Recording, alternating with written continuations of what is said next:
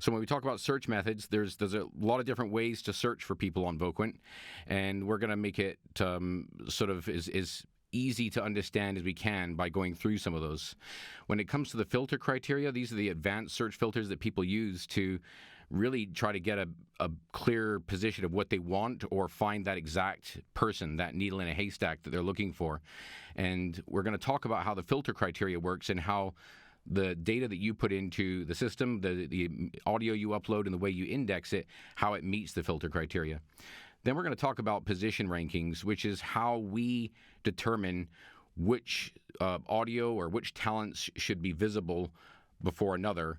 And that's never been an easy process to do because typically everything was just random. But we have a system in place now which we think is really good, and we're going to share how that works so that you can make the best use of that. And then finally, we're going to talk about maintaining position to the extent that once you've done all the necessary heavy lifting to get your profile into the best possible position, there's things that you can do to maintain a stronger position as opposed to kind of letting it fall back over time, whereas new people will come in and maybe be a little bit more active and therefore may gain priority over you. And so we're going to talk about how all those things work, and hopefully it'll be an opportunity for everyone to make best use of it. And then, of course, we're going to have a Q&A at the end, and hopefully I'll get a chance to answer some of the questions. I'm not going to be turning on live audio, but what I will do is look through all the questions that we've got and try to answer any ones outstanding that haven't been answered by the team, okay? Right, so search methods. When we started Voquent, we focused heavily, well, entirely on what we called demo search, which was the ability to search by a sample, an index sample, as opposed to a reel or a person. And the reason that we did that was because we felt that it was important that a person isn't typecast by the first read on their reel or the way they look in their picture or any other criteria that sort of a typical roster might fall into in terms of its limitation and of how it's visible on the web. What we wanted to do is create an innovative system that allows people to be heard for the sound that people are looking for. And that's why we created the demo search.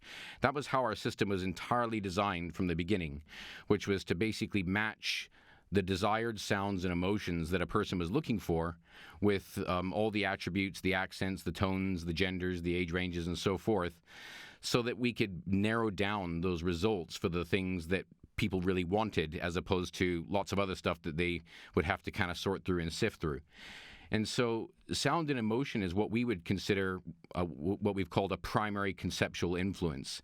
And what we mean by that is that when someone is looking for a voice actor, they're typically looking for they have a concept in their head of what it is that they want. And sometimes that's a sound or an emotion, but there's other times when it's actually an identity and a location. And this is why we built what's called talent search, which is an alternative method of search in the system that enables you to be found not based necessarily on the audio attributes, but more on your actual attributes as a person, like where you're from, where you live, what city you're in, or what city you're near to, what languages you can speak, and what qualities that you can offer, like singing or acting backgrounds or mocap experience, or whether you have a home studio or not.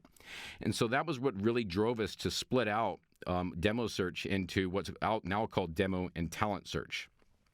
And these two types of search are visible on the website based on the purple border that you see around a demo search on any page on our site means you're looking at a demo-based search. And if you're looking at a blue border, you'll see that it's a talent-based search. And on all of our web pages, there's always one of these searches that we think is relevant to the content of that page or the context of that search, so that when someone is really thinking, I need to find somebody in LA, or I need to find somebody that speaks English in Tokyo, or I need to find someone who speaks French in London, a talent search would be a relevant way to do that.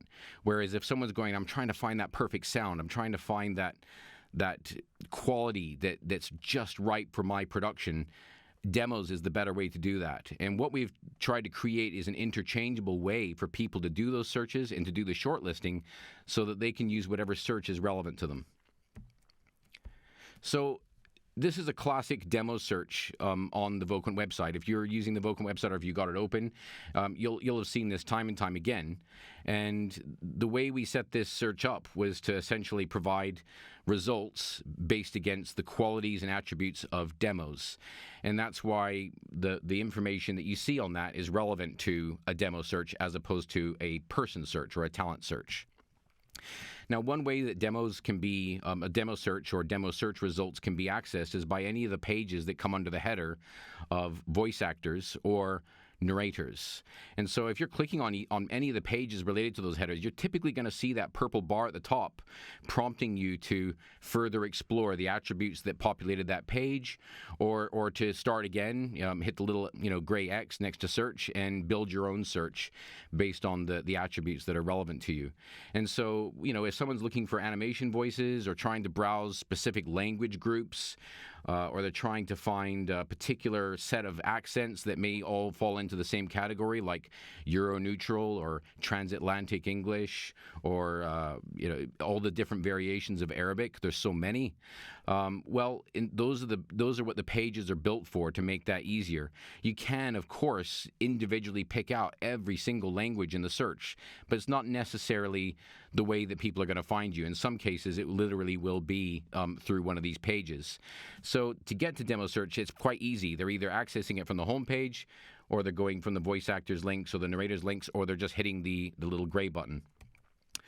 Now, when a sample gets displayed, the ideal scenario, if you're basically waiting for a client to hire you, is that client is using that little heart button that's got the yellow circle around it. That's the shortlist button. That's going to add you or your sample to the shortlist of whoever it is that's browsing the site. And it could be just you, or it could be many different people, or many different samples. And so the thing is that in order to get there, you're hoping that your audio is going to do that job for you, to prompt them to click on that. And all these different attributes are there to support the process that they're using to find out who it is that they want, or refine the qualities that they're looking for. And so on all sample cards, you'll always see that it's either pink for a female, blue for a male, or purple for a non-binary. We're quite proud of the fact that we offer non-binary as a designation. It's something that we've done right from the very beginning. We're the first ones in the industry to do it, and we're really pleased to offer that kind of flexibility. The language spoken is identified in there, and then the specific accent is listed below it. And then you have, the nativity of the accent. So in this case, it's an American accent. If somebody clicks on that flag, they're going to ultimately go to another search full of voice actors that speak with an American accent. If somebody clicks on a specific accent that's listed in the sample card, it's going to take them to a search for all of those accents that are specific to that accent, or samples specific to that accent. If someone clicks on the word inspiring because they realize that that's something that's really important to them, they're going to find that there's lots of other inspiring samples. And so the same goes for all of these attributes and qualities. Every single one is clickable.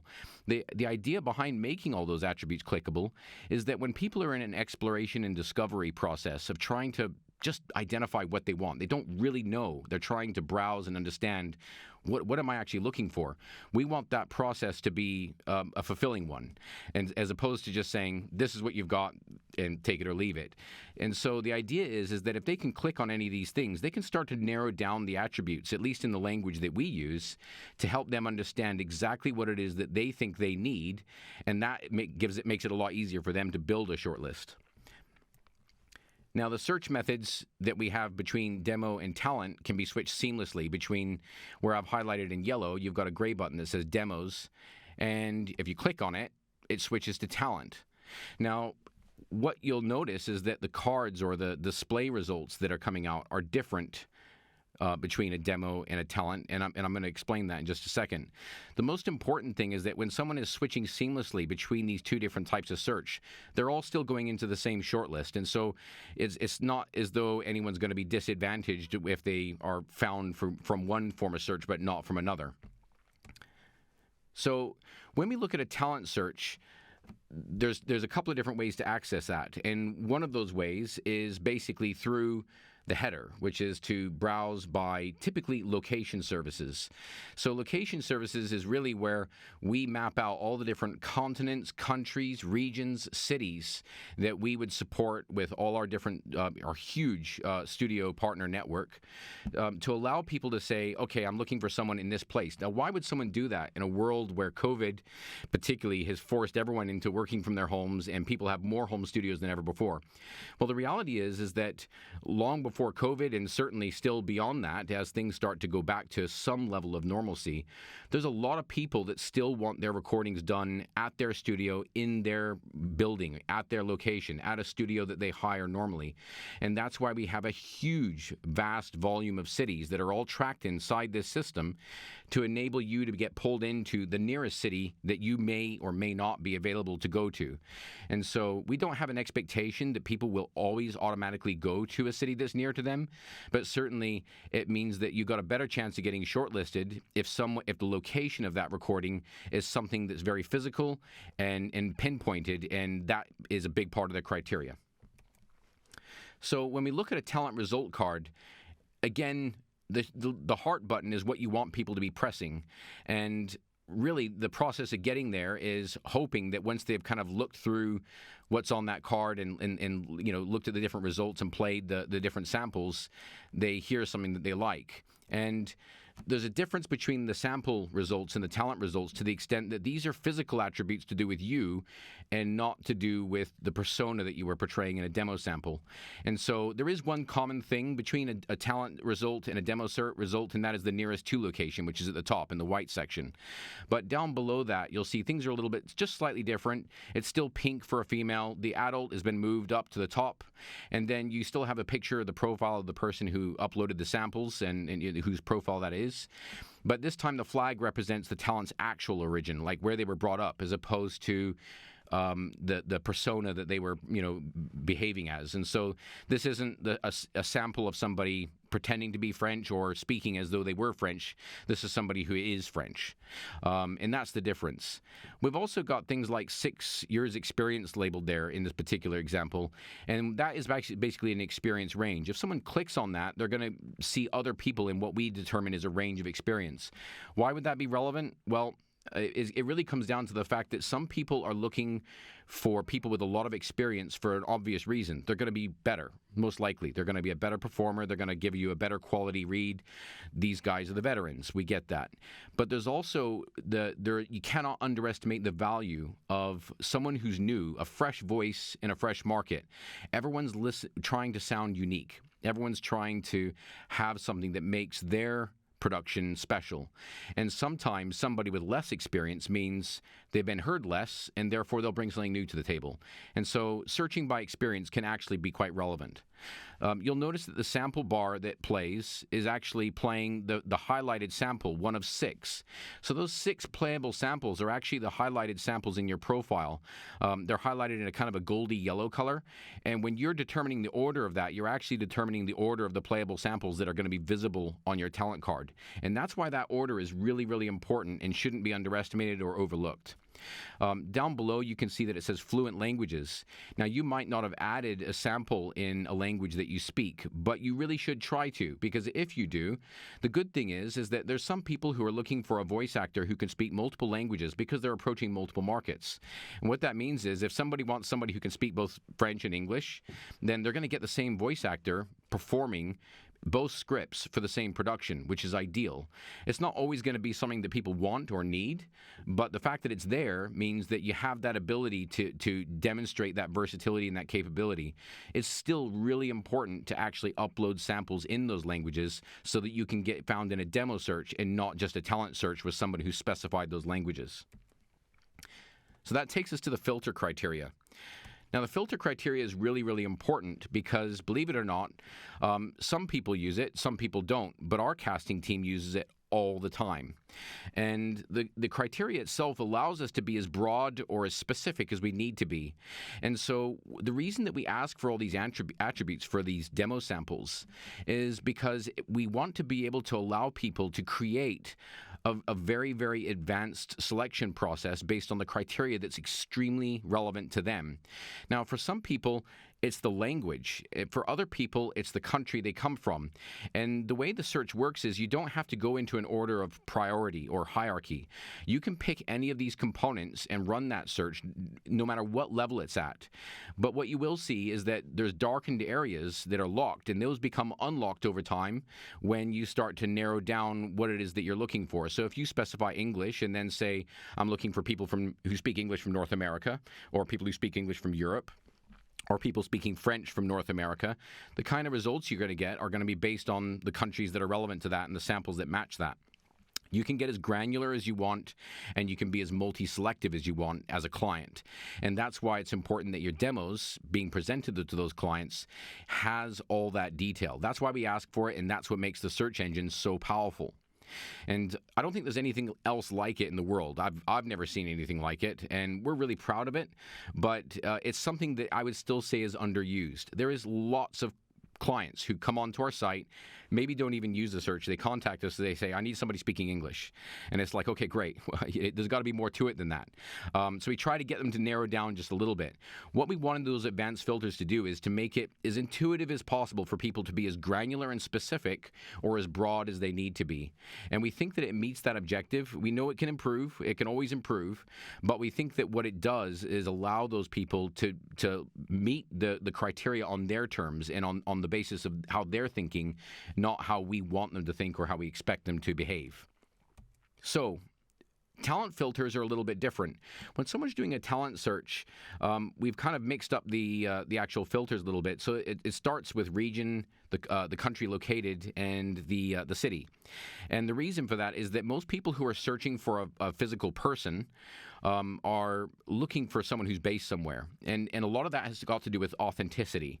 And so, of course, we get asked all the time, sometimes really silly questions like, can this voice actor, do they have this background? Were they a mother once? They need to be a mother. Are they based in this location? Do they have singing experience? We're not asking them to sing, but we want them to be able to sing, maybe at a later date. These are the kinds of qualities that allow you to essentially be found in a completely different way, which is through talent search. And so these properties are the properties that belong to you as your profile, as opposed to the properties that you would index in one of your samples. And it's really important to understand the difference, because from an internal casting perspective, we use this a lot. It's really important. Believe it or not, people are always asking for people speaking languages in other countries and other cities because they want that physical location recording. And so, when we're looking at live direction, that's going to be so important, and that's why, again, the order of your samples is important, because it's going to come up on your talent card. And the key thing to remember is that order, you can change it anytime. You don't have to go through a moderation process to do that. The first one they hear is the first one that's selected. And so if you don't think you're getting selected enough, or if it's getting a lot of plays, maybe think about changing it up a little bit. Right. So that brings us to position rankings. And I know that this is really the main thing that probably interests everyone who's attending this. I wanted everyone to understand the search mechanisms first, because I think it's relevant in terms of understanding how you get ranked in those searches. And so the first and most important thing to say is that when it comes to a vanilla search, which means that no criteria has been specified, the search still displays results in exactly the way that it used to, which is completely random. And so you're going to get voices from all over the world with all kinds of different samples, all kinds of different reads, tones, styles, everything. And it's just a completely random shuffle out of about 70,000 samples and growing. Now, that's okay. That's fine. It's a great place to start. It kind of shows off the sheer capability of what the system can offer. But as soon as you go into a page that's dedicated to a grouping, or as soon as you create or as soon as a client just picks one attribute, that attribute then determines exactly what's going to be found and what's going to be displayed. So search queries with no selected attributes, they're going to be displayed randomly. But search queries with selected attributes will gather all the matching demo samples or talent samples, depending on the search, and it will decide, okay, these need to be prioritized. So how does that prioritization work? Well, it's based on profile strength. And the order of the profile strength gets banded into a random shuffle. So the highest band, there's a shuffle. The next band down, there's a shuffle. And the next band down, there's a shuffle, and so forth. This means that the order of the voices, this shuffle takes place daily. It's always going to be pretty fresh, but it does mean that the people with the most complete profiles are going to have a competitive edge because they're going to be coming up in those early pages, depending on what the criteria is that's been selected, more often. So how does that actually work? Well, what we wanted to do is make sure that you guys, as voice actors, all have the ability to influence the strength of your profile, and it's not just based on, whether we think you're great or not, or whether we really like working with you. We wanted objective criteria that was going to effectively allow you to be as visible as you feel you want to be. And we do that through a series of different components that I'm going to now go through. So the first one is the demo sample count. So you'll see that it says 16 plus is the strongest. If you have over 16 samples, that part of the algorithm isn't going to get any stronger. However, if you have less than 16 samples, it's going to start getting weaker, and it is going to affect, your position in the banding. And so what we would suggest is put in as many samples as you can. Pretty much everybody who is working in voice acting has libraries of hundreds of samples. And if you don't, well, you should try to get those. We want you to upload your very best work showing the best range, the best versatility, the greatest range of tones, accents, capability, everything that you can. And we offer a pretty ample amount of samples that enable you to do that. So really what we're looking for is that 16 plus to really help you show off what you can do. If you have a lot less than that, you're going to get lower and lower down the rank. And of course, if you have none, you're just not going to be displayed full stop. So the next thing is the home studio. Okay, when COVID struck, pretty much everybody and their dog decided to go out and buy home studio kit so that they could work from home. We're all trapped, but we can still make a living working from home. And so that's brought in a huge influx of people who are aspiring to be voice actors who've never worked in the industry, actors who'd never intended to be voice actors but found that the acting market completely dropped out, and of course voice actors themselves who maybe did all their work in a local studio and suddenly found themselves needing to be able to work with their agent or even for themselves at their actual home. So the basic must-haves are, of course, a sound-insulated room. You've got to make sure that the sound is isolated and you don't have lots of reflections and reverberations. You need a condenser microphone. If you're using your phone, it's not going to work. If you're using your USB mic, it's probably not going to work. I don't need to preach to the converted here. I'm sure you all understand this, but these are the prerequisites of a home studio, of course. But there is some useful things that aren't necessarily essential, but they do come into play from time to time. Not often enough for us to expect that you should do it, but certainly often enough then that it can be useful. And so that starts with Source Connect Pro and IPDTL. So if you're not familiar with these are the products that have been used for quite a long time that enables clients who are live directing to get access to your actual master wave file as you're actually recording it. And that's incredibly important if the client is live directing you. And a lot of our sessions are live directed.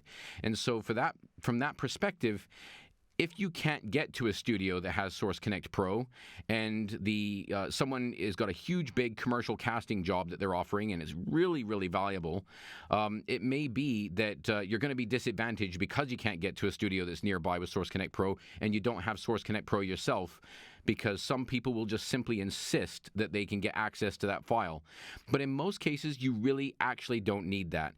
If you've got something like Zoom, which we're obviously using here now, or Skype, or Google Meet, or any number of other basic comms applications like GoToMeeting, Microsoft Teams, you can use these to have a communication with your client on a live basis while recording the file locally, offline, and then sending us the file so that our post engineering team can actually edit it.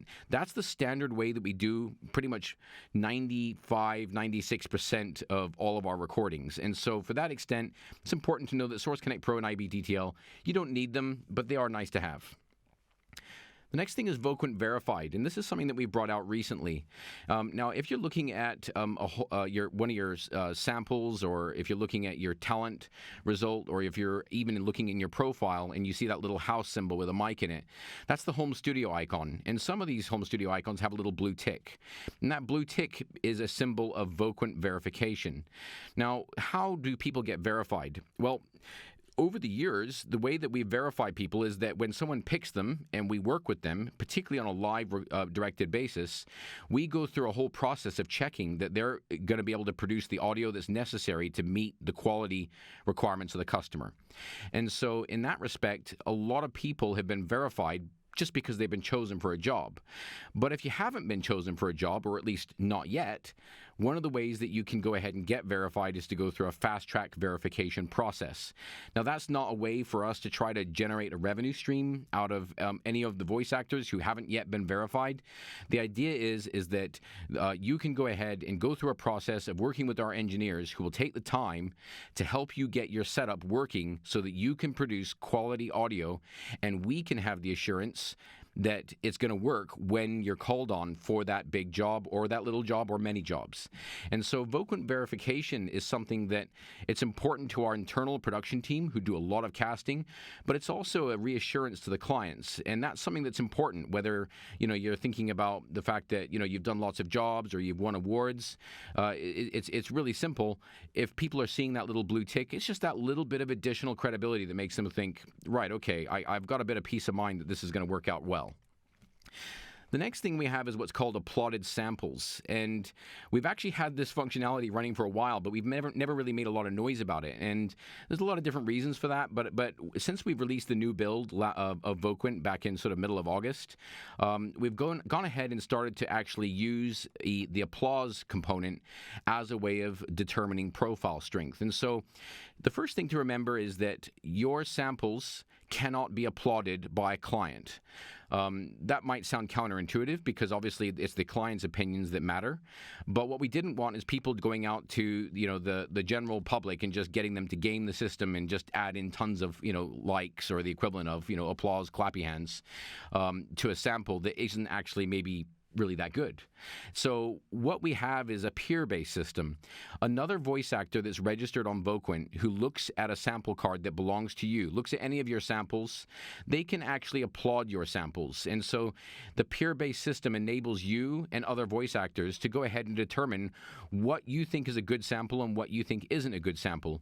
And those samples that are applauded, then that shows up actually on the sample cards to the greater world.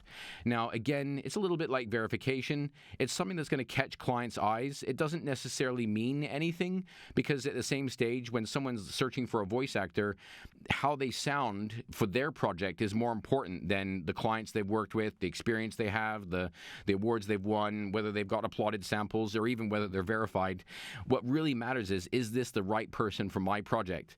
But when you're trying to optimize in every way possible to stand out, to be something that's worthy of attention, this is another way that you can get that done. So that brings us to the last two components. And these two components are important because we're going to talk about them a little bit more from a maintenance perspective. So the first thing is that you need to keep your material up to date. If you have uploaded 30 samples and you did it 3 years ago, that's going to be at a disadvantage compared to somebody who's just uploaded 30 new samples now because their material is more up to date. Now, what we're not expecting is people to go onto the Voquent system and update their samples daily or monthly, weekly. We're not expecting that level of regularity. What you'll see is that we're looking for people who've uploaded their one new sample, one new demo sample over the last 1 to 6 months. And so really, once or twice a year, as long as you're putting in a bit of new material, that's a good thing. We would highly recommend that you put in as much new material as you can for a couple of different reasons. One, the more you perform, the better you get. And so your material gets better, and therefore it's better to have your best stuff online. The second thing is that your voice changes. Everyone's voice changes as they get older, and for better or for worse. And as your voice changes, the more those years go by, the more that your voice is going to sound different to the original samples that you may have uploaded however many years ago. And so if somebody hasn't uploaded a sample in over 37 months, it just won't count at all in the strength of their profile. But as long as you're updating your material, once a year or twice a year, you're going to be fine. That will be enough. And we would certainly recommend upload as much fresh material as you can, because at the end of the day, the better you get, the more attracted the customers are going to be to these new sounds that you've offered. So the last thing is activity and integrity. And by integrity, I'm not talking about moral integrity. I'm talking about data integrity. So I'll just explain this in a little more detail. Last login to profile is when you last logged in. We're not expecting people to go into their profile and log in every day just so they can be logged in. The idea is that when people are logging into their profile, they can do things that are important for us, like identify what dates they're going to be available or not available, so that if you're not available, that helps our casting team understand that you may not be as quick to respond as someone else who's going to be jumping all over it because they're waiting for the work. And so keeping your diary up to date, which is obviously available in your profile, that's important to us. And we know that not everybody has time or even wants to do that, but we appreciate that and we count that against the strength of your profile. The other thing is that if you've uploaded all your samples and you're really, really happy with the samples that you've got, maybe they're really working for you, you're getting lots of work, or maybe you think you could get more work, but you don't really want to change the actual samples, you just want to change maybe the order that you do that. If you change the order, that's an edit, that's an update, that counts. If you change a tag on your sample, that's an edit, it counts. The characteristics on your demos are also really important. We didn't introduce the characteristics indexing on demo samples until about a year and a half ago. And so by that point, there was already about 30,000 samples already on the site, giving people lots and lots of options. But if they put in characteristics, nothing would come up. So as soon as characteristics became something that was mandatory to when you upload a sample, that data started getting recorded. But for all those people who uploaded samples previously, you have the ability, without having to wait for moderation, to go in and edit the characteristics of that sample, of that demo, of any of your existing demos at any time. It's not going to get delayed by moderation. It'll go straight through and live into the system. And lastly, there's the free text tags. So the free text tags are important because there's things that people search for that don't necessarily fit into our indexing attribute system. As in-depth as it is, there's still going to be people who say, I want a Santa Claus, or I want Halloween, or I want fantasy, or I want a dwarf, or a wizard, or sci-fi, or a spaceman, or a car, or automotive, or medical, or whatever. And when people are picking these kind of unique attributes by typing free text into those searches, what that's going to do is it's going to display any text that actually matches that from the free text tags in your samples. And therefore, if you haven't uploaded free text tags onto your samples, you really, really should, because believe it or not, it's actually a very popular way that people like to do searching, particularly when they've narrowed down a couple of qualities that's still giving them a lot of results, but they're looking for something very, very specific. They'll use those free text tags to go ahead and really narrow that down to people who they think are relevant because they've done that kind of work before or been in that industry before.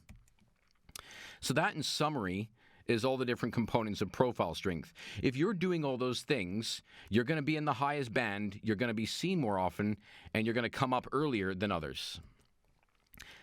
That brings me to the last stage, which is maintaining your position. Okay, so you've done all this work, and you've put in all your demo samples. You have well over 16. You have maybe the full. You've maxed it out. You have a home studio. The home studio is verified, or maybe it isn't. That doesn't matter too much. You've got applauded samples. That doesn't matter too much either. It's all getting counted, but the demo count is the big one, and the home studio is the big one. If those two are up to date, that's going to play a big part. But from a maintenance perspective, you can keep on maintaining the activity and the data integrity of your samples and upload fresh material.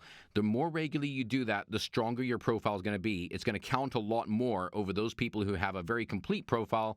Maybe they're verified, maybe they've got applauded material, maybe they've got a home studio, lots of demos, but the people who are going to be coming in front of them are those people who are doing those updates. And so it's relevant because you want to be found as often as possible. Whether your stuff is good or bad, the more exposure you have, the better. So I'm going to look at really, really briefly a profile of one of our voice actors. This is Elsie Lovelock, and we absolutely love Elsie. That's why I decided to use her profile. I could have used any one of you guys. There's tons of amazing profiles on the site, obviously. And in this particular case, what I wanted to show was those highlighted samples, obviously, are the ones that are going to be found in Talent Search. And, of course, if you're not verified, if you haven't worked with us before, that blue button that says, verified profile, that will say Get Voquent Verified. You're not under any obligation to get verified. Don't worry about that. But the opportunity is there if you feel it's relevant, if you want to do that, and that will go ahead and take you through the process of what you need to do. Now, when it comes to your samples, you've got a bunch of different filters where it says all demo samples at the top. And that's what allows you to go ahead and narrow down your process of what you're working with. Because when you're uploading a lot of different languages or a lot of different accents, it gets really hard to categorize all this stuff, particularly if it's in just one huge list. So what we've done is we've created filters that makes it possible for you to go ahead and narrow down on your different accent types so that you can go ahead and collectively make sure that you've got a good range of tones for the accents that you perform authentically. But most importantly is that when you're looking at all your demo samples, the order of your samples is actually the order that samples are displayed in any banded search, regardless of if your profile meets the criteria or if you have multiple demos meeting the criteria, the one it's going to pick is the one that's highest on your list. Now, you'll also notice that there's a couple of things down below. I don't know, you can't see my mouse cursor here, or maybe you can, but there's a play bar and a heart button underneath the style. Now, don't be fooled. Elsie's been shortlisted and picked for lots of work, and so the heart button saying 0 isn't an accurate reflection of actually what's happened. The reason it says that is because we quite recently refreshed all that data when we went to the new build of Voquent about just over a month ago, and that's why you'll see that there's maybe lots and lots of plays, or maybe no plays, or maybe you've only been shortlisted once or twice, or it says 0 when previously it said something else. That's the way the data is coming out that way. But as that builds up progressively, the things that you might consider when you're thinking about the order of your samples is to think, well, if it's not getting a lot of plays, that means it's not getting found a lot. And if it's not getting found a lot, it's maybe because it doesn't meet the kind of classic general criteria that people are looking for.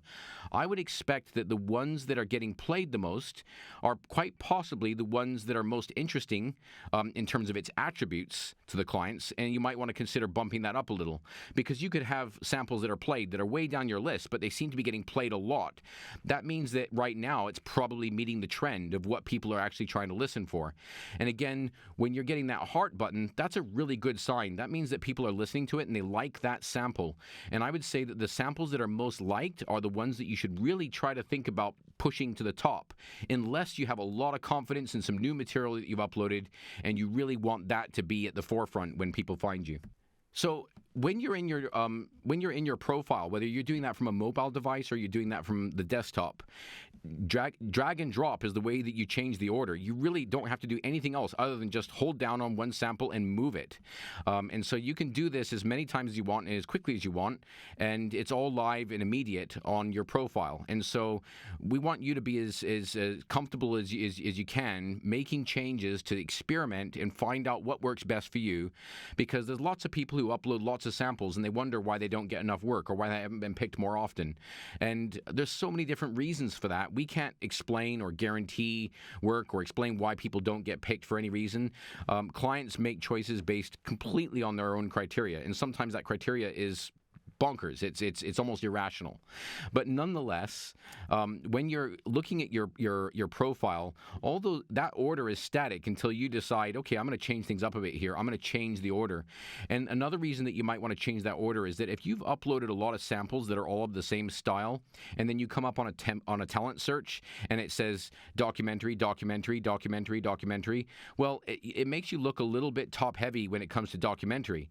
So what you really want to do is make sure that those different different styles are being, scattered in your top 6, so that when somebody looks at your talent result as opposed to an individual sample, they're really able to quickly gauge your versatility by listening to a selection of these six samples that best demonstrates the full capability of what you can offer. So if you have different languages, you absolutely want at least 2 of those languages to be in that top 6. And just to further and finish demonstrating that, you can see that there is a little number right up next to the actual ID of your sample. You'll see it says 1, 2. That just automatically gives itself. But that's how the number corresponds with the order that is on your talent results. 1 to the top left, and then 2 to the top right, and then 3 to the next one down on the left, and so forth. The other thing I would say is it's really, really important when you're editing your samples to know that not only do you have the ability to change the free text tags and change the characteristics, but you can also label your samples. That was a really good idea that one of the voice actors that I was on a session with, I was talking to a community in Denver, a great bunch of people, and one of them came out with a fantastic idea. They said, I've got this huge library of samples, and they all have these IDs, and I have no idea which one is which, and I have to keep listening to them to know what I've uploaded. Right, we hear you. What we did is we created a function for you to name your own demo sample after it's been uploaded, and that makes it just a little bit easier to go ahead and mix around what you've got and look at what you've uploaded and maybe think about what you're going to change. In summary, Voquent search tools are being used all the time, thousands of times per day, like it says on the slide, and people are being found in all kinds of different ways that we wouldn't imagine. The criteria that people have is always incredibly unique and interesting and diverse. But with all these thousands of searches, you need to do those things to basically get up as high as you can across all of those searches as many times and as often as you can. So in bullet points, you want to go ahead and ensure that your profile is as complete as possible, because they're going to be prioritized over less complete profiles. Those with low volumes of samples are going to get seen. It says seen less, but they're really going to get seen the least, and that's really important to be aware of. Profiles with no samples, they're just not going to come up in any searches. As a default, even in talent search, if you don't have any samples, you're not going to come up in a search. You're just not going to be found. People would have to actually specify in a talent search, show me talents that don't have any samples, and that's useless because they can't hear what you sound like. So if you're one of the number of people who've created a profile in Voquent and thought, oh yeah, I'll just wait for them to send me some jobs now, or maybe hopefully they're going to cast me for some work now. Well, put in some audio, because not only is it harder and harder for clients to find you, our own production team also has to suffer the priority of the order to determine who isn't available for work, or is maybe appropriate for work. And so if you don't have any samples, you're just not going to get seen. It doesn't make any sense. Get some audio onto the site. Even if it's just a few, that's a start. That's better than nothing. You're just not going to get found. So the profiles with the greatest level of activity have an edge, and that is really, really important. Those people who are uploading that material, it's going to make a difference. It is going to project you higher up your rankings. Even if you don't have enough samples to build out yet, it's going to help. And therefore, keep your material fresh and relevant as much as you can. And then finally, the order of that samples, like I stressed before, it's very important. Keep changing your order until you get a mixture that you feel comfortable with and that you think you're going to get found the most on. And that if you're getting work, maybe if it ain't broke, don't fix it. If you're not getting work, maybe think about changing the order of that sample. Again, there's no fast fix for anything. Someone can be very, very talented, be extraordinary, and not get picked for work. There's so many different reasons why people get picked for work. We can't guarantee those things, but what you can do is you can optimize to such an extent that maybe if those samples that people are first hearing when they do find you aren't the ones that are working, it's kind of like being able to literally automatically reorder what comes first on a reel. Make sure that first sample is your best, and make sure the ones that follow are your next best. And then finally, it's that strong variety of tones and accents. We've always talked about the importance of this site-wide.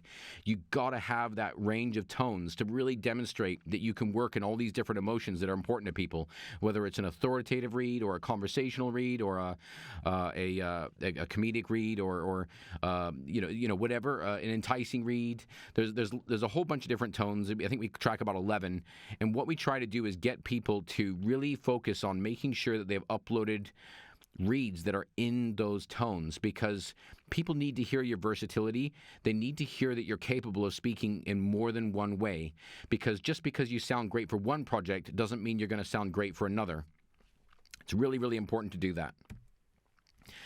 And that's pretty much it, guys. I hope this has been useful. I hope my team have been answering all the questions I haven't been able to see yet. But this brings us to the final segment, which is the Q&A. And what I'm going to do is I'm going to turn off my video temporarily, and I'm going to have a look at. I'm going to pause my screen sharing and see if I can find some questions here that we can actually answer.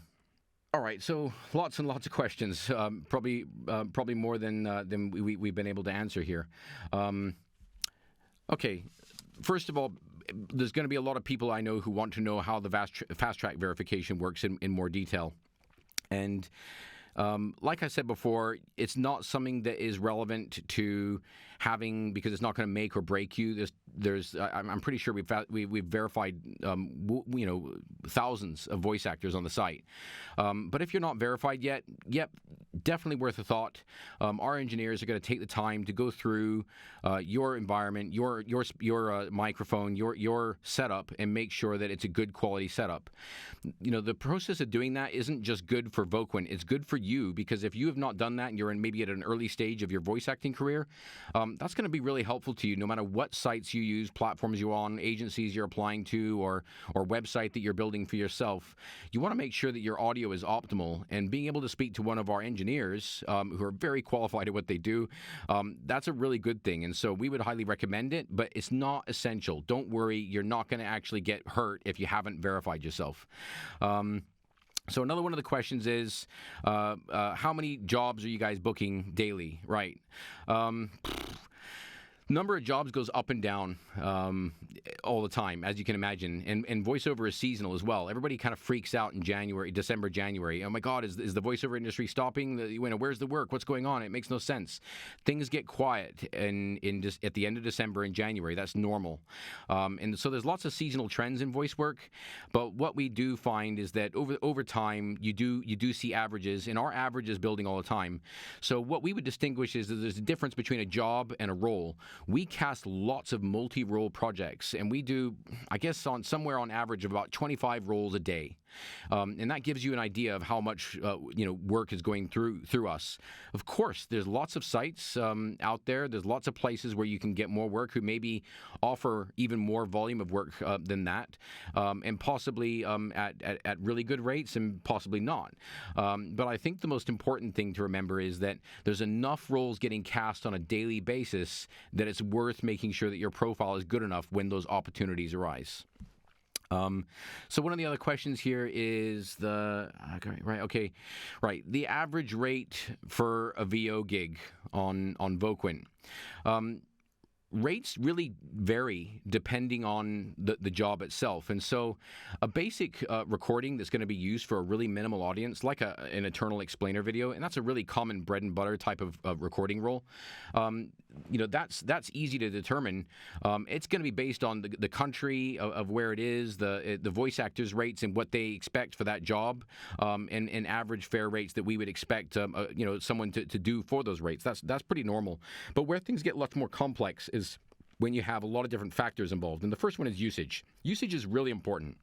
When you are doing a recording that's going to be used with an audience that is in a territory for promotional purposes, then usage comes into play, and we will always have a usage element for this purpose. And so usage would cover the territory that it's being marketed to, the mediums that it's being marketed on, and of course the size of the audience for that particular project and the duration. So something that's going to be used for 3 months is going to typically be a smaller fee than 6 months or a year. And generally we don't do in perpetuity on promotional material in any shape or form. But it does happen, and when people do that, they pay over the odds for it. And so usage is a factor that can change and is very fluid depending on the country and the work and the type of and all those different components. But there's other components that come into our projects as well, which means that we can't necessarily determine what is a perfect rate for everything, because we're trying to go, okay, we've got translation, we've got transcription, we've got subtitling. There's a lot of different components. A lot of people will ask, what's the percentage of fee that you guys take from a voice acting job? Well, it's pretty straightforward. If somebody comes onto our site and just selects someone and says, "I'd like to cast this voice. Please tell me how much they're gonna cost for this production that I'm doing, and if they're available and when and so forth," and that's it. They want that person. They don't need to listen to other options. They've decided that's it. That's a really easy job for us to fulfill, and that's a standard 20% fee from us. But as soon as somebody says to us, "We want you to help us cast. We want all these different things, and now we've changed our mind, and we want you to do this, and we want you to do that," or if someone says, "Okay, we want this in multiple languages, and we want it for this segment and this segment, and there's all these different roles, and we need an overall budget that's going to be able to allow us to do that. What does that cost?" We can't go out and do all the casting first and then get everybody's rates. We have to work with fair median averages. And so what we'll do is we'll build out a whole volume of different components in a project and say, these are all the costs, what do you want to go forward or not? And if that involves lots of other complex post-production capability like editing and mastering audio or video encoding or subtitling or translation or whatever, well, those elements are all going to come into play, and we're going to work with fees that we know are fair to the industry and fair to the countries that they work in as well. So it's really, really important to us. Fairness on rates is something that's always been very close to our hearts, and so is equal opportunity. And again, that's what goes back to why we don't give voice actors the opportunity to just pay us to be first on the list. We want everyone to have a fair chance at this work, and that involves not just rates, but also the opportunity to be seen. See if we got time for one or two more, depending on the timing here. Will Voquent let us deal direct with customers? That is a really interesting one. Maybe in the future, it's something that we'll look at. It is something that we're taking a lot of interest in terms of, is there a way to facilitate that? Part of the thing that's important to clients who come to Voquent is they actually want our managed services because it gives them the assurance that it's going to be edited properly and produced properly and vetted properly, and we can provide them the casting services they need. And so part of the managed service that we provide is the reason they come to us, as opposed to scouring the web, looking for people directly, or going onto a site where it makes it a lot easier to create some sort of direct transaction. But it's something that I think that we appreciate is something that some clients want, particularly the ones that were trying to look at lower budgets. They're trying to find a way to get the best possible deal with the best voice for the lowest possible budget. And what we're aware of is that typically that's where the race to the bottom on rates becomes a big problem. And so we want to make sure that if we're ever going to go ahead and release a system that enables clients to have a direct transaction with a voice actor, then they will be able to do so, but we can still make sure that we're moderating the rates and ensuring that it's fair. Now, the other thing that's important to note is that when a job is getting done and a client is going, "Oh, I want this and I want that," and they're trying to get in touch with voice actors directly, sometimes that process of negotiation can be a nightmare because they're just trying to lowball you. And again, this is where we really, by standardizing the fairness of our own rates, we can make sure that there's nobody on our site who's getting paid less than they should. And that's really important to us. That's dear to our values, and it's something that we want to preserve for a long time. See if we've got time for maybe one more. How many voice actors are there on Voquent? Right now there's about 17,500, I think. We do qualify out lots of people who think that they're a voice actor because they were speaking into their phone and you can hear their dog in the background and they haven't really realized that there's a little bit more to it. But right now, that's the registered value, and it's going up all the time. So let's see. We've got another. Niche accents. Should I upload niche accents or general accents? That's a really good question. You should do both. The general accents are important. When someone is looking for, what is called RP for a standard British English or standard American, or Euro neutral or international neutral or modern standard Arabic instead of a specific dialect of Arabic, absolutely, you should have those general accents, and that should be probably the first thing that you're looking at. But we would say don't stop there. Work with the accent that you speak in natively as well. If you speak conversationally, like you're from the South or you're from the North or you're from a particular town and you've got that accent, be proud of that. There's people who are looking for those things all the time. Believe it or not, I would say as many as 40% of the people who look for voice actors on our site are actually looking for specific accents. And so, yes, niche accents are actually really important, and you should absolutely make sure that you're including that as well as your best shot at doing a neutral or general accent. I think this also applies importantly to languages. If you're multilingual, you should absolutely make sure that you've got samples uploaded in the languages you speak. And it's really, really important when you're saying that you can speak those languages that you can actually speak them. Don't put in, I speak English, and then you're going into Google Ads and actually you don't speak English and you're going to get, Google Translate to give you a version of what you think it means. That's not being able to speak the language. If you're fluent, then absolutely identify that you're fluent in that language, and most importantly, if you can perform, you should definitely upload a sample in that language because you will get found much, much more.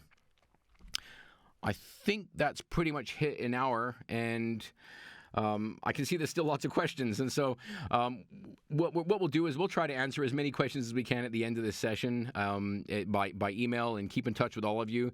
And if you're watching this recording and you haven't participated in it live because either you couldn't get in, we know that we had lots of issues with the max count on our attendees. We had an unbelievable amount of people who wanted to attend this. So if you're watching this and you're thinking, God, I wish I could have asked that question if I was there, that's okay. Just email us, and we'll be happy to answer those questions. We want everybody to have a really good understanding of what the system does, what Voquent does for them, and make it work as well as it can for you. So I hope this has been a useful session, and thank you very much for attending, and hopefully we'll be working with you really soon.